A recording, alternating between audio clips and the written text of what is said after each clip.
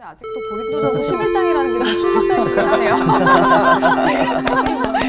와! 안녕하세요.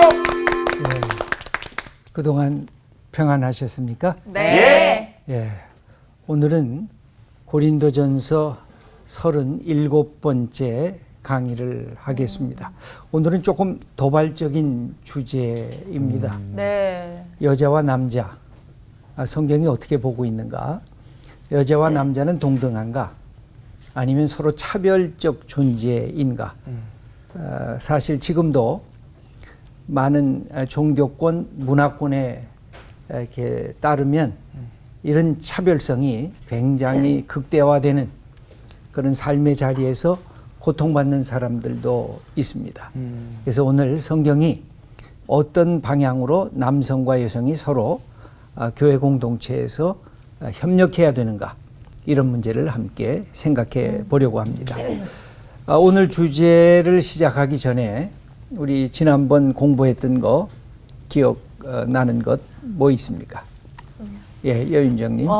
사도 바울이 나를 본받으라고 했는데 그 뜻은 바울이 어떤 교만해서가 아니라 사도 바울이 예수님을 믿고 예수님의 말씀을 잘 따랐던 자신의 그 행실을 본받으라고 예. 얘기했던.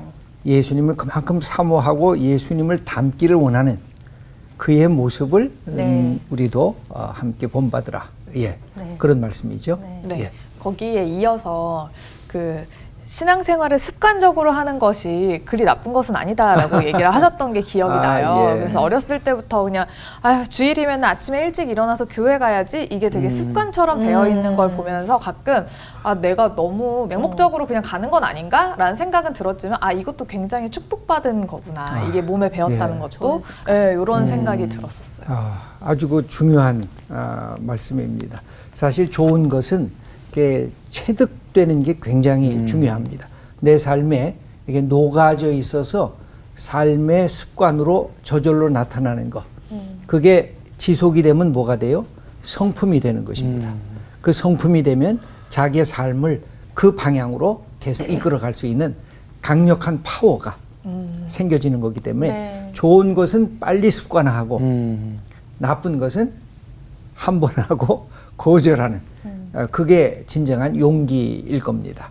예, 또 네. 예, 말씀하시죠. 저는 그 평소 기도를 할 때 기도 말미에 이렇게 해주십시오 하나님. 네. 하지만 모든 것은 하나님의 뜻대로 이렇게 하면 된다는 그 말씀이 되게 기억에 많이 남고 또 그렇게 기도를 하다 보면 어느 순간 하나님께서 때로 계획을 조금 수정하시기도 한다는 얘기가 참 기억에 남거든요. 예, 무엇이든지 구하는 게 나쁜 게 아닙니다.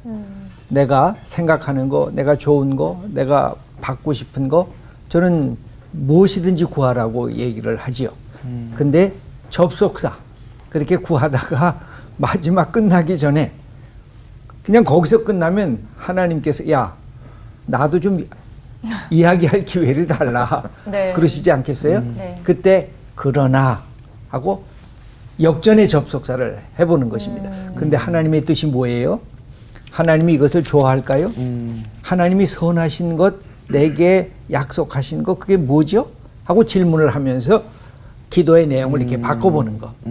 그러면 아주 좋은 기도자가 될 수가 있을 것입니다. 아멘.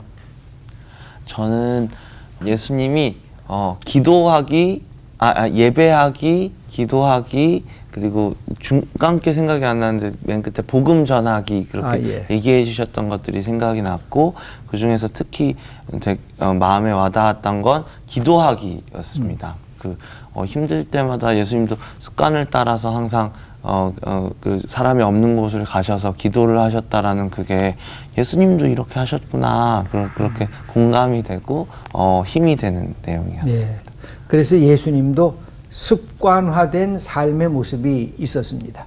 기도하는 게 자연스럽게 예수님의 몸에 배어 있었고, 예배하는 것도, 또 사람에게 넉넉하고 따뜻하게 접근하는 것도. 그래서 예수님을 보면 인간적으로도 참 매력이 있는 분이다. 그런 느낌을 이렇게 갖게 된 거죠. 예, 여러분들이 다 그런 모습으로 더 아주 매력적인 분, 하나님이 보시기에도 아주 멋진 분, 그리고 사람들이 보기에도 정말 괜찮네, 이런 칭찬을 받는 사람들이 되었으면 좋겠습니다. 아멘. 오늘 수업 고린도전서 37강 여성과 남성은 차별적 존재인가? 예, 오늘은 여성과 남성은 차별적 존재인가? 서론적인 문제 제기를 해보면 세상에서 남성과 여성이 차별 대우를 받는 모습을 본 적이 있으신지요? 또 아마 우리가 어렸을 때는 더더구나 그랬을 것 같은데 지금도 왜 여성과 남성이 차별 대우를 받지? 또 그것이 교회 안에까지 들어와서 교회도 왜 남성과 여성이 차별 대우를 받지? 또 그런 점에서 교회가 진정한 여성 해방, 남성 해방의 모습을 지니고 있는가? 이거 우리가 질문할 수가 있습니다. 고린도전서 11장에서 14장 이제 우리가 함께 공부하게 되는데 여기에 나타나는 큰 주제가 세 가지입니다. 교회 안에서 여성의 위치를 어떻게 규범화해야 될 것인가? 특별히 가부장적인 사회 속에서 교회 공동체가 발생했잖아요. 그때 그 가부장적 사회가 갖고 있었던 여성 비하적이고 남성 우위적인 그런 사고가 교회 안에서도 들어와 있었는데 그때 교회가 그걸 변화시킬 수 있는 능력이 있느냐 없느냐, 그것이 하나의 중요한 화두에 올랐습니다.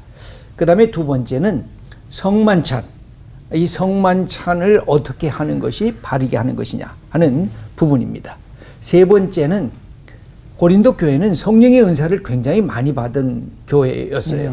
그래서 영적인 열광주의에 또 매몰된 또는 그런 교회이기도 했습니다. 그러다 보니까 성령의 은사가 고린도 교회만큼 다양하게 이렇게 주어진 교회가 아마 없었을 것입니다.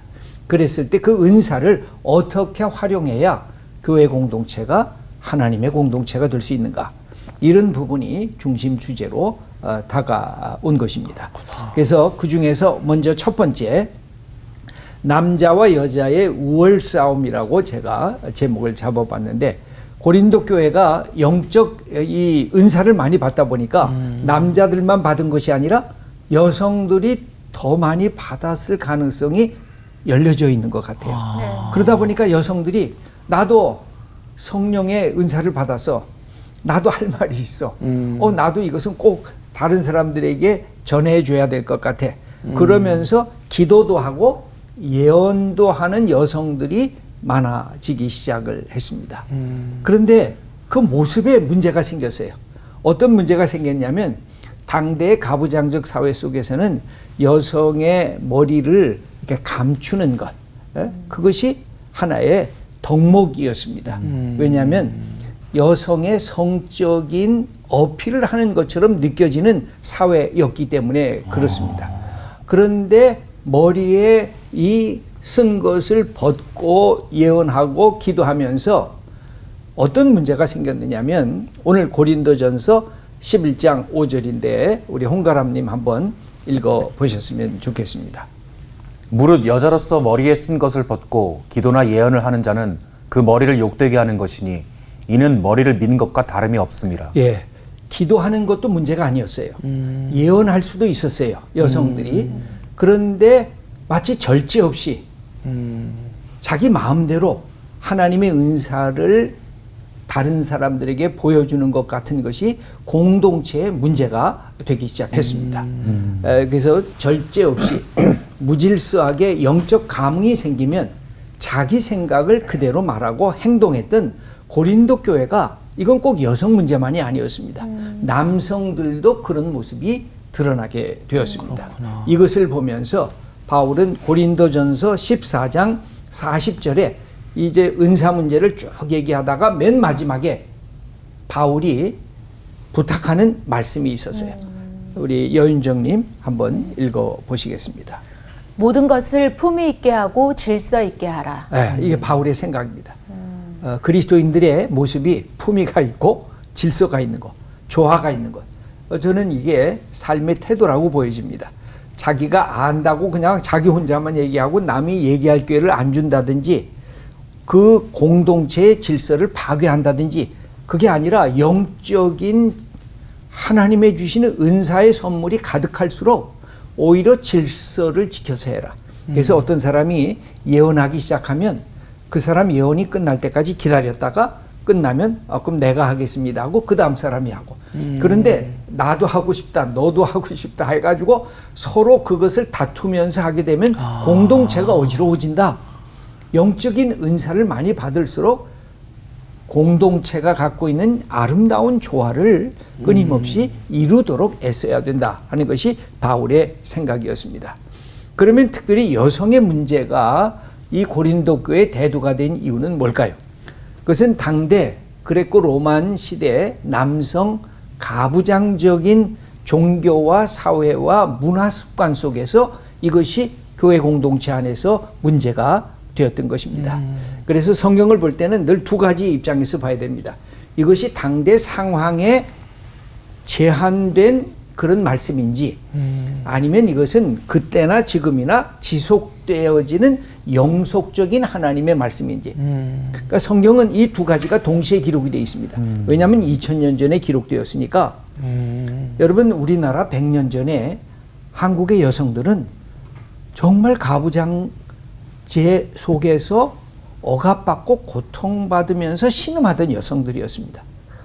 그 모습을 이 시대에 그대로 행한다면 아마 여성들은 그것을 용납할 수가 없을 것입니다.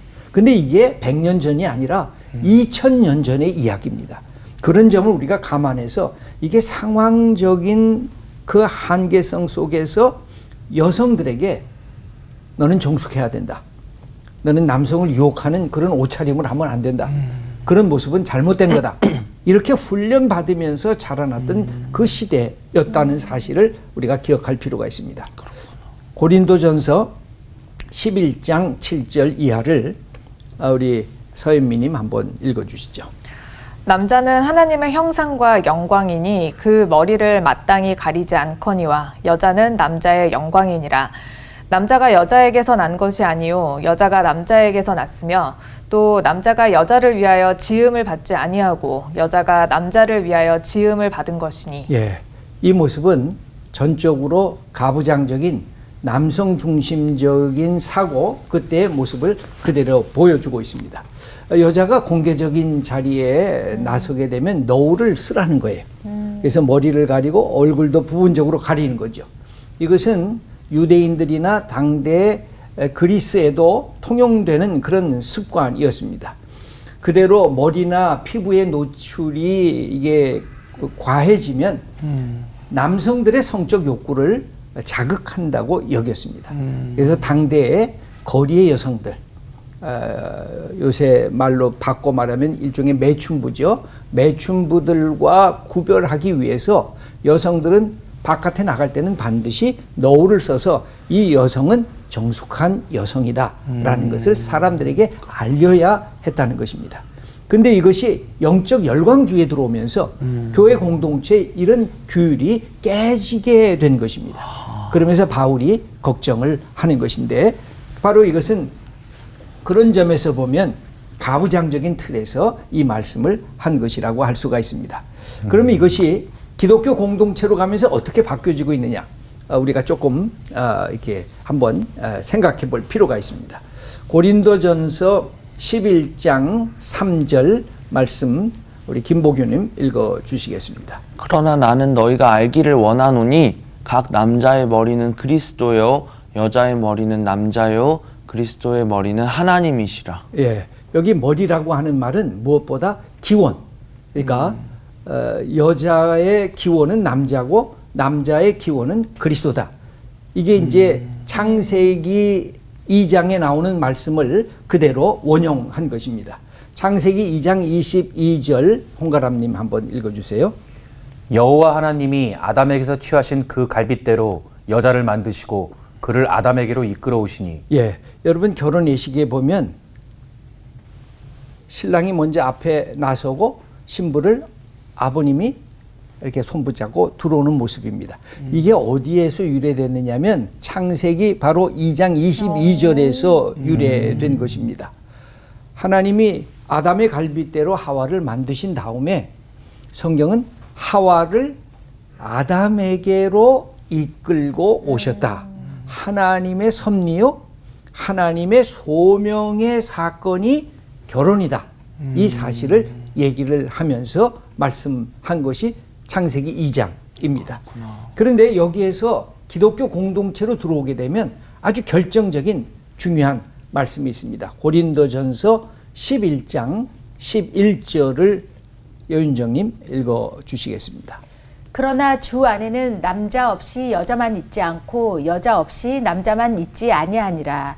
이는 여자가 남자에게서 난 것 같이 남자도 여자로 말미암아 났음이라. 그리고 모든 것은 하나님에게서 났느니라. 예. 아멘. 우리가 좀 전에 읽은 것은 상황적이라고 한다면 지금 읽은 것은 그리스도 안에서 남자나 여자나 다 하나님으로부터 난, 그래서 여자는 남자에게서 나고 남자는 여자에게서 난, 여자와 남자는 동등한 하나님의 형상을 입은 동등한 존재라고 하는 이 사실을 바울은 우리들에게 가르쳐 주고 있는 것입니다. 그래서 구약의 창조 이야기가 신약의 그리스도 안에서 새 창조의 질서로 바뀌어지게 되는데, 이 부분을 조금 더 깊이 있게 우리가 한번 생각을 해보도록 하겠습니다. 남자와 여자에 대한 바울의 근본적인 가치관은 그러면 뭘까요? 여러분, 이 근본적인 가치관, 이 부분을 알아야 우리가 여자가 남자를 대할 때, 또 남자가 여자를 대할 때 우리가 한 인격으로서 만날 수가 있거든요. 그래서 저는 늘 얘기를 하기를 여자와 남자가 먼저가 아니라 인간이 먼저입니다. 그러니까 인간으로서의 여자, 인간으로서의 남자, 이것을 강조해야지 여자로서 인간, 남자로서 인간하면 남자와 여자가 갖고 있는 차이점만을 너무 부각시킬 위험성이 있어요. 근데 남자도 하나님의 형상으로 인간, 여자도 하나님의 형상으로서 인간. 그런데 남자와 여자라는 이 생리학적 차이가 있다는 것을 우리가 존중해 주는 것이죠. 그러면 사회적 위치에서 남자도 여자도 하나님의 형상이다. 창세기 1장 27절을 서현미님 읽어주시죠. 하나님이 자기 형상 곧 하나님의 형상대로 사람을 창조하시되 남자와 여자를 창조하시고. 예, 하나님의 형상대로 남자와 여자를 창조하시고. 이거 아주 중요한 표현입니다. 과거에는 남자만 하나님의 형상이고 여자 하나님의 형상 아니야. 여자는 남편의 형상이야. 남자의 형상이야. 이런 사고로 많이 가졌는데, 근본적으로 하나님이 인간을 만드실 때 남자도 여자도 하나님을 닮은 존재로 만드신 것입니다. 이 부분은 창세기에서 인간이 타락할 때 이게 깨어지기 시작해요. 그러면서 남자가 여자를 지배하는 가부장적 구조로 바뀌어지게 됩니다. 근데 이것을 예수님이 오시면서 다시 원상태로 복구시킨 그것이 우리 예수님이 행하신 사역이셨습니다. 그래서 바울이 이 사실을 그가 깨닫고 나서 갈라디아서 3장 28절에 아주 중요한 선언을 합니다. 우리 김복규님 읽어주시죠. 너희는 유대인이나 헬라인이나 종이나 자유인이나 남자나 여자나 다 그리스도 예수 안에서 하나이니라. 이게 하나다. 똑같다는 것입니다. 누가 똑같아요? 인종적 또는 피부의 색깔에 상관없이 다 똑같다. 또 종도 자유자도. 여러분, 당대에 자유인과 종은 어마어마한 차이잖아요. 네. 로마 시민인 자유인이 되는 것과 거기에 전쟁에 이끌려와서 종이 되는 것은 신분상의 말로 다 할 수 없는 차이점을 갖고 있는 것이거든요. 그때 바울은 아니야, 똑같아. 빌레몬서를 여러분 읽어보시면 바울이 빌레몬에게 이 편지를 하면서 종을 네가 형제처럼 받아들이라 하는 이야기, 부탁을 하는 장면이 나옵니다. 그러니까 종과 자윤이 하나야. 똑같아. 동등해. 그 다음에 맨 마지막에 뭐예요? 남자나 여자나 그리스도 예수 안에서 하나이니라.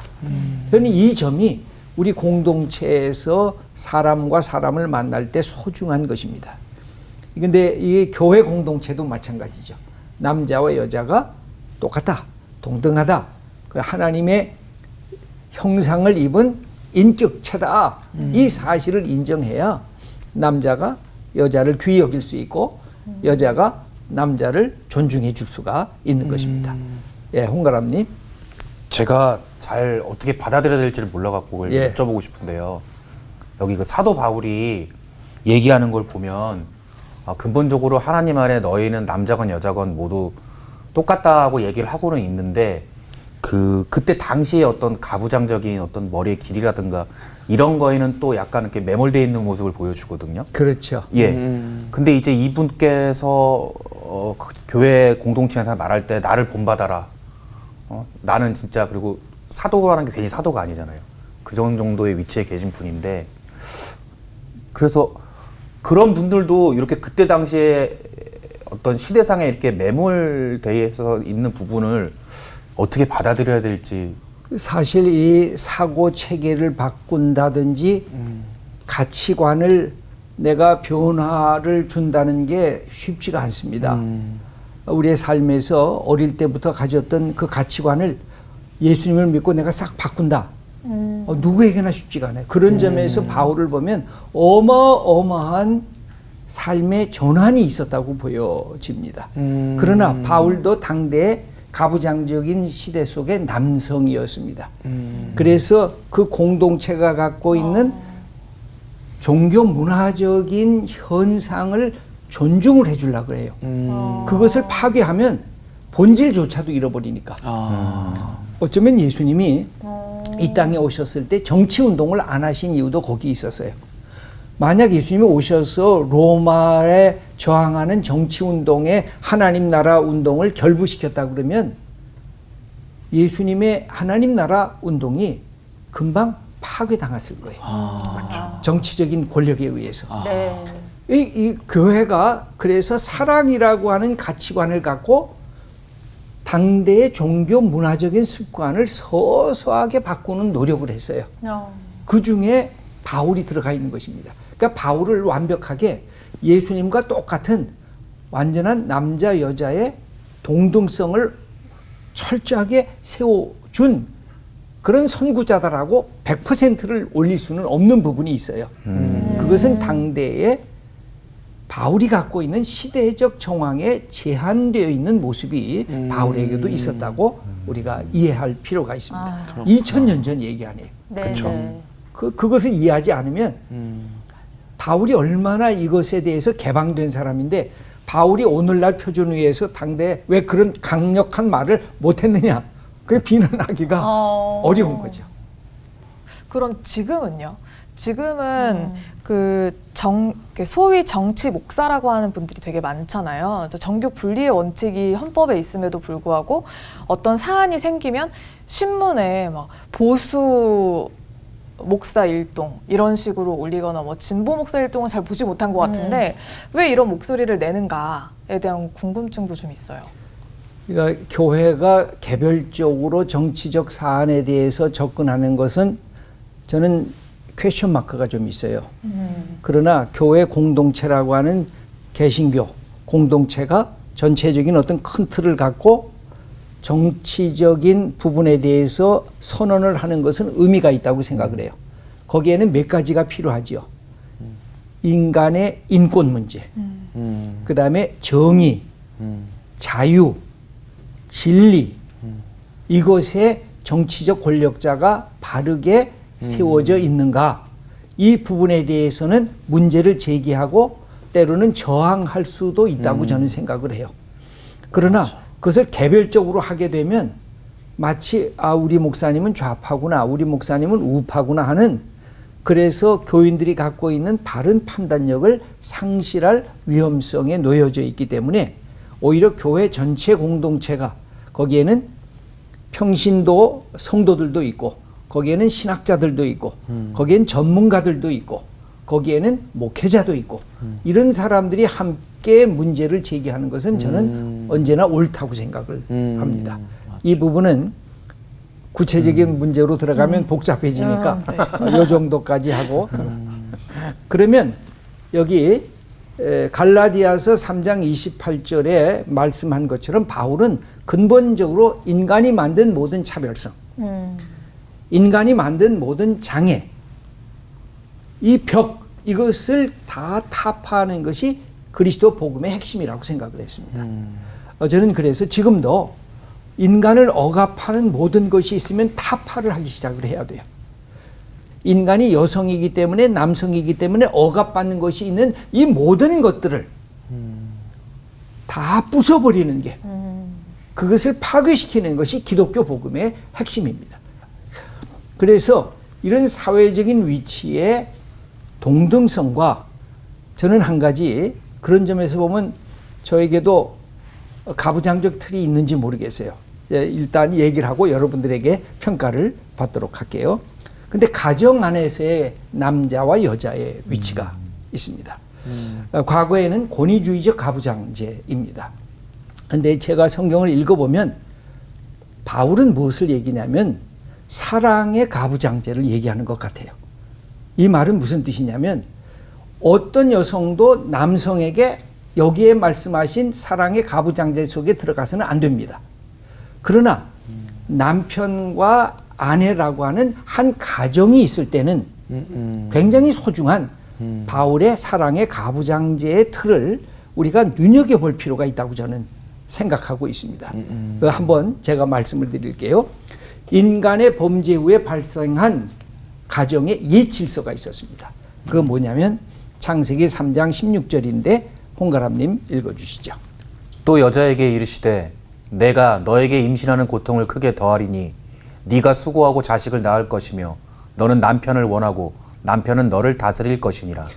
인간이 범죄한 다음에 하나님께서 여자에게 징계로 주신 것이 뭐냐면 해산의 고통 그리고 가부장제적인 남편이 너를 다스리게 될 거라고 하는 이런 징계를 내린 것이 이게 하나의 성경의 말씀인데 이 틀이 예수님 오실 때까지 지속이 되고 있어요. 그런데 예수님은 그리스도 안에서 가정의 새로운 질서를 우리들에게 보여주는데 특별히 바울이 이것을 기독론적으로 해석을 하고 있습니다. 에베소서 5장 25절을 여윤정님 읽어주시죠. 남편들아 아내 사랑하기를 그리스도께서 교회를 사랑하시고 그 교회를 위하여 자신을 주심같이 하라. 저는 이게 결혼한 모든 남편에게 하는 말씀입니다. 이거는 남자에게 하는 말씀이 아니라 남편에게 하는 말씀입니다. 그때 뭐예요? 남편들아, 첫째는 사랑의 주도권을 가지라. 저는 남자에게 이것이 주어졌다고 생각해요. 그것이 남자가 가정의 가장이 될 수 있는 이유에 뭐 여자가 가장이 될 수도 있어요. 그러나 남편들에게 사랑의 주도권을 가지면서 예수 그리스도가 교회를 먼저 사랑한 것처럼 남편들에게 요구하는 네가 먼저 내 아내를 주도권을 갖고 사랑해라. 아내가 사랑하기를 원하지 말고 그것은 두 번째로 생각을 하고 남편이 먼저 하라는 거예요. 주도권을 가지라는 거예요. 이 무엇보다 사랑의 주도권을 가지라는 거예요. 그것도 신앙 공동체인 교회를 그리스도가 사랑하듯이. 근데 어떻게 사랑했어요? 두 번째가 중요해요. 남편들아, 내 생명을 걸고 아내를 사랑하라. 그러니까 교회를 위해서 당신의 몸을 내놨잖아요. 그러니까 어떤 여자가 내 남자가 나를 위해서 생명 걸고 정말 사랑한다고 생각하면 싫어할 남자가, 싫어할 여자가 있나요? 싫어할 아내가 있나요? 없습니다. 이거를 안 하고 왜 당신은 남편에게 순종하네? 당신은 남편의 말 자꾸만 무시해? 먼저 사랑하고 먼저 자기 자신의 삶을 내놓을 정도로 아내를 사랑하라는 거예요. 저는 바울이 결혼도 안 했는데 어떻게 이 놀라운 사실을 알았을까? 예수님 통해서. 그래서 에베소서 자꾸 취임새 넣지 마시고. 안에서 그러는 거 아닐까요? 아 진짜 바울이 부인한테 정말 잘했을 것 같아요. 아니 결혼했었으면. 안에서 저렇게 말로만 하는 걸 수도 있어요. 아니 취임새가 좋은 취임새면 괜찮은데 예. 선생님 말씀 끝나실 때마다 한숨이라. 이제 다음 나갈까요? 네. 예. 그리고 나서 세 번째가 있습니다. 에베소서 5장 28절을 우리 사연미님 읽어주세요. 이와 같이 남편들도 자기 아내 사랑하기를 자기 자신과 같이 할지니 자기 아내를 사랑하는 자는 자기를 사랑하는 것이라. 예. 자기 몸처럼 사랑하라는 거예요.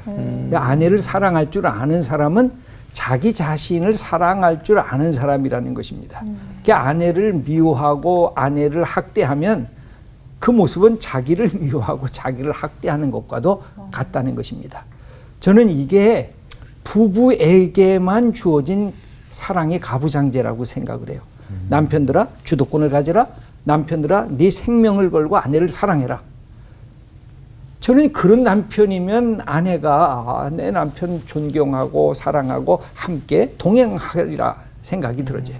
우리 결혼하신 여윤정님 네. 어때요? 맞습니까? 에이, 정말 너무 지당하신 말씀이라서 좋겠어요. 예, 우리 결혼 안 한 우리 서현미님 이런 남자가 있다 그러면 남편으로 괜찮나요? 아유, 무조건 뭐, 그렇게 해야 돼, 연매야. 있어 봐야 알겠는데요. 만나봐요. 아직 못 만나서. 네. 예. 그래서 자기 몸처럼 사랑하듯이 아내를 귀중히 여기고 사랑하라 그랬을 때 어떤 것이 돼요? 남편과 아내의 새로운 창조 질서가 열려지는 것이라고 할 수가 있습니다. 그래서 제가 늘 고민하는 부분이 무엇이냐면 오늘날의 탈북권화의 슬픈 현상인 것입니다. 이 아버지들이 엄마를 바르게 사랑하지 못하고 자녀들에게 권위가 자꾸만 상실되는 이 현상, 탈북권화. 그러다 보니까 아버지가 자꾸만 이렇게 줄어들어요. 나는 진짜 좋은 아버지가 필요하고 좋은 남편이 필요하거든요. 우리 아버지 같은 내가 남편이 될 거야. 내가 우리 아버지 같은 남편을 만날 거야. 이런 생각을 해야 되는데 그걸 못한다는 거죠.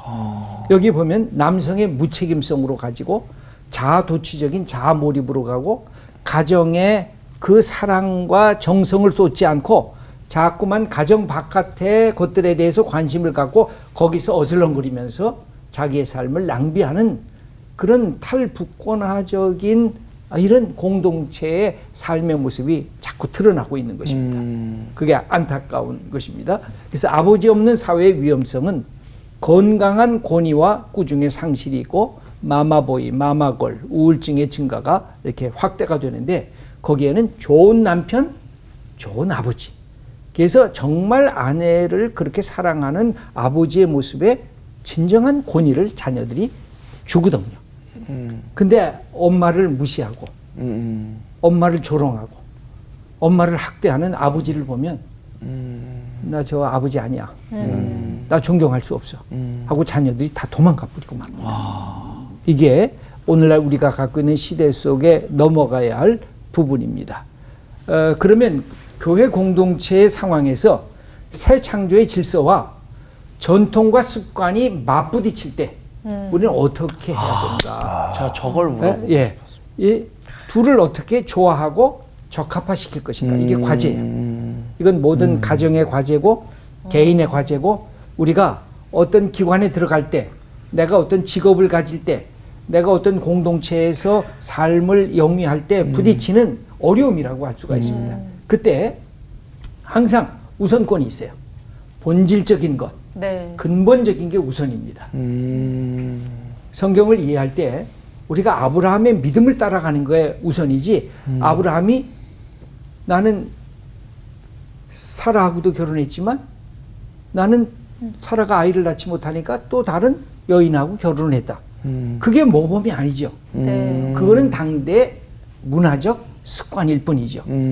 아브라함이 그 어려움 속에서도 하나님만 바라보고 그리고 이삭을 하나님이 바치라 그랬을 때 하나님께 믿음으로 바친 그 모습을 우리가 따라가라는 거죠. 그래서 항상 본질적이고 항상 근본적인 것을 내가 갖고 있는가. 그것이 없이는 현실의 다양한 문화적인 환경에 적응하기가 어렵습니다. 그 점에서 늘 본질이 뭔가, 근본적인 것이 뭔가, 하나님이 기뻐하는 것이 뭔가, 이거를 늘 먼저 생각을 하는 것이 우리가 이 다양한 문화 세계 속에 접근하는 방법일 것입니다. 그렇지만 우리가 처한 상황의 질서 속에서 새롭게 만들어 갈 필요가 있는 것입니다. 여기에는 시간도 조금 더 걸릴 거예요. 또 정성과 사랑을 더 쏟아부어야 될 거예요. 이게 부부가 만나도 습관이 다르잖아요. 어떤 사람은 아침에 일어나는 걸 좋아하고 어떤 사람은 늦잠 자는 것을 좋아하는데 그 습관 다른 것을 서로가 이게 잘 좋아하고 적응해야 되죠. 바울의 생각은 예수님의 생각을 기초로 하면서 사고하는데 누구보다도 바울이 혁신적이었습니다. 그러나 동시에 이 삶의 정황에 잘 내가 적응하려고 하는 조화적인 특징을 지니고 있었다는 사실을 성경은 우리들에게 가르쳐 줍니다. 그렇다고 하면 우리에게 적용하기를 한번 생각해 보겠습니다. 우리가 지금도 이런 것에 어려움을 겪고 있는지 모르겠습니다. 특별히 우리 여성 두 분 그런 차별 대우를 받아보셨습니까? 근데 너무 옛날 얘기여서 맞아. 요즘에는 뭐 요즘에는 예전에야 뭐 주방에 다 여자 권사님들이나 집사님들만 들어가시고 주차는 다 남자분들이 하시다 요즘 많이 섞여서 또 하시고 예. 또 이제 저는 어릴 때 중고등학교 다닐 때 이때는 꼭 학생회 회장을 남자만 뽑았었거든요. 그렇죠. 네, 그러니까 근데 이런 요새는 보니까 요즘도 여성들도 다 회장을 많이 많이 하더라고요. 바뀌어서 맞아요. 네. 요즘에는 잘 모르겠고 장로님이 없는 거 사실 교회에 어떻게 보면 뭐 나라로 치면 장관들이 사실은 장로님들이잖아요. 근데 그 안에 없다 보니까 교회 큰 일을 선택하거나 뭐 결정할 때 여성 권사님급들이 이제 들어가지 못하는 거, 뭐 이런 거는 조금 네. 아직도 좀 문제가 있다라고 지금도 생각을 하죠. 아마 교단에 따라서는 네. 여성 장로님이나 여성 목사님이 없는 데가 네. 아마 있을 것입니다. 그런 점에서 보면 교회가 조금 늦게 가는 것 같아요. 저도 그 부분에 대한 관심이 많아서 여성 목사가 필요하다. 네네. 여성 장로도 꼭 필요하다. 이게 성경적으로 틀린 것이 아니다. 네. 그 근본적으로는 여성과 남성이 똑같기 때문에 어떤 역할도 다 해도 괜찮다. 이것이 이제 제 입장입니다. 아마 다른 입장을 가지신 분도 계실 것입니다. 그 다음에 여성의 영적 리더십, 진보와 혁신, 전통과 습관 사이에서 어떻게 조화할 수 있을까. 그래서 좋은 여성 리더십이 많이 나왔으면 좋겠어요. 그러면서 남성을 아우를 줄 알고 여성의 고유한 특성을 잘 발휘할 수 있는 그런 여성 리더십. 또 남성도 여성을 아우르면서 남성적인 특성을 잘 드러낼 수 있는 그런 리더십이 있어야 남성에게도 존경받고 여성에게도 존경받는 그런 멋진 하나님의 사람들이 이 시대에 하나님께서 요청하고 있는 것입니다. 오늘 37번째 강의 마치도록 하겠습니다. 감사합니다. 감사합니다. 맞아. 생각해보면 우리가 항상 좀 진통을 겪는 것들이 그 본질을 보지 않고 너무 디테일에만 집중하기 때문이지 않나라는 생각이 들어요. 요즘 막 차별 대우한다 그래서 남녀가 막 대립하는 이 구도 자체는 우리가 본질을 많이 잃어버리고 있어서 그런 거 아닐까. 그렇습니다. 네. 아니 오늘 이 말씀을 들으면서 무슨 생각을 했냐면 물론 이제 사도 바울이 우리에게 전해주는 이야기이긴 하지만 이 바울이 예수님의 어떤 그 모습을 보고 그대로 전하는 거잖아요. 그렇게 따지면 2000년 전에 예수님은 굉장히 앞서가시고 뭐 지금 현재 우리 말로 따지면 너무 세련되시고 정말 열리신 분이구나 이 생각이 드네요. 네, 그때 뭐 창조 질서가 가부장제로 있던 것을 깨러 오셨다고 하니까 네, 네. 우리 더 많이 깨어져야 될 것 같아요. 맞아요. 네, 더 맞습니다. 깨어지는 한 주를 또 보내고 네. 잘 하시고 잘하시고 네, 잘하시고 네, 감사합니다.